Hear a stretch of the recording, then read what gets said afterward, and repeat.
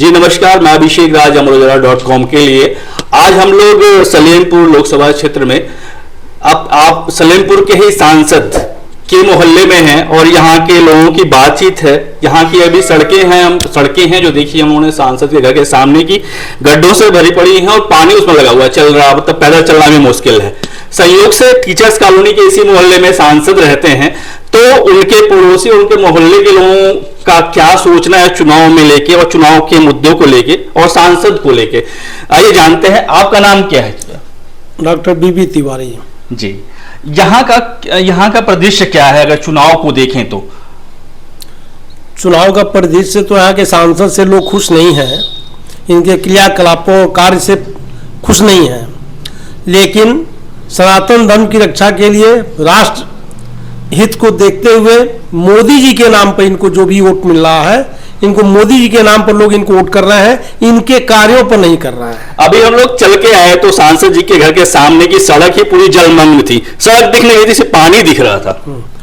हाँ, इनके घर के पश्चिम तरफ ही एक गली आ रही है जो चेरो रोड से मिलती है।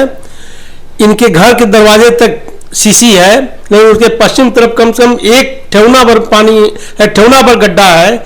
आप सड़क पर जो है पानी नापदान का बहता है, उस पर इन्होंने आज तक कोई ध्यान नहीं दिया, जबकि 10 साल ये सांसद रह चुके हैं। इनके परिवार के लोग भी 20 साल इनके पिताजी सांसद रहे, 2 बार विधायक रहे, लेकिन करीब 40 साल इनके परिवार के लोग रह चुके हैं राजनीति में। जो मोहल्ला वीआईपी कहलाता है, जहाँ प्रतिनिधि रहता है वहाँ वीआईपी मोहल्ला कहलाता है, लेकिन वीआईपी का कोई नामो निशान यहाँ नहीं है।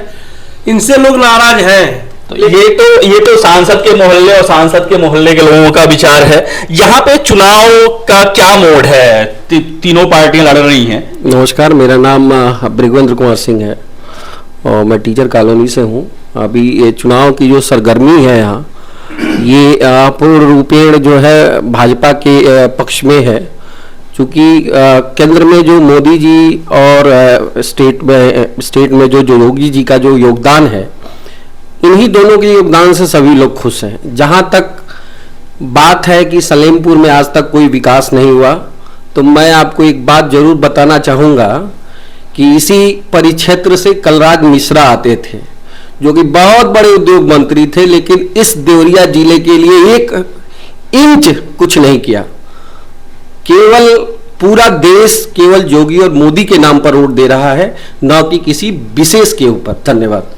तब यहाँ पे भी नाम योगी मोदी का ही और सिंबल ही देखा है, प्रत्याशी को ही देख रहे हैं। आप यूथ हैं, आपका इस चुनाव से क्या अपेक्षाएं हैं और कैसा चाहते हैं अपना सांसद?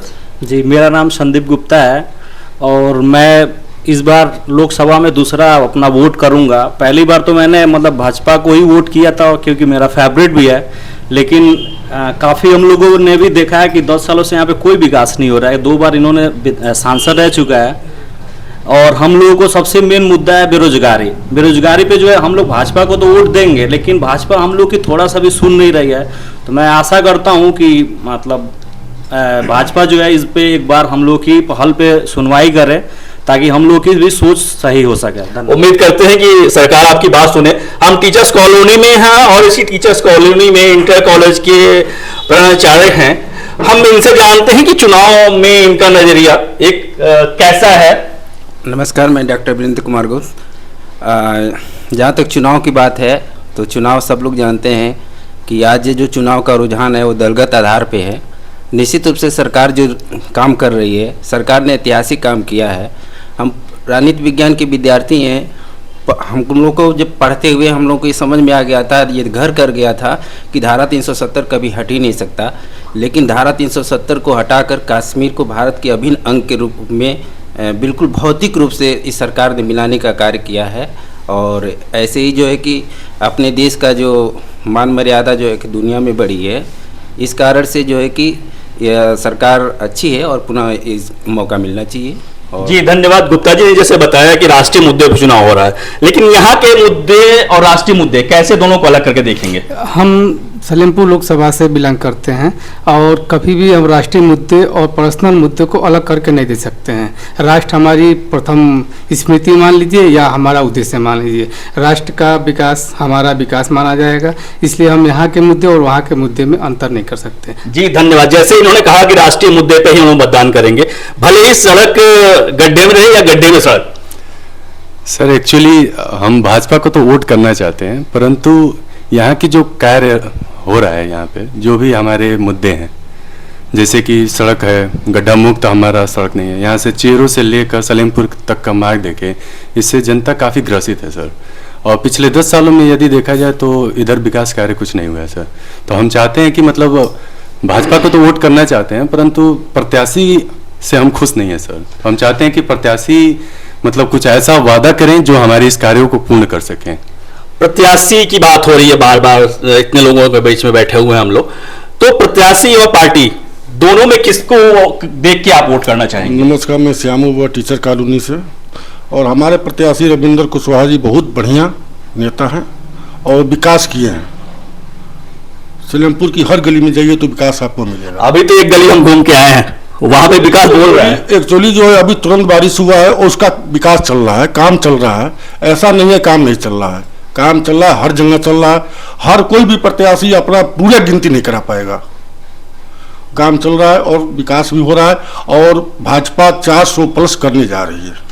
जी धन्यवाद। ये सांसद की कॉलोनी के लोग हैं और सांसद की से जुड़े हुए हैं, लेकिन सांसद की बातों को और सांसद के मुद्दों को दोनों में ही समानता असमानता को लेके मतदान के दिन ही अपना फैसला सुनाएंगे। इसके लिए धन्यवाद। अभिषेक राज।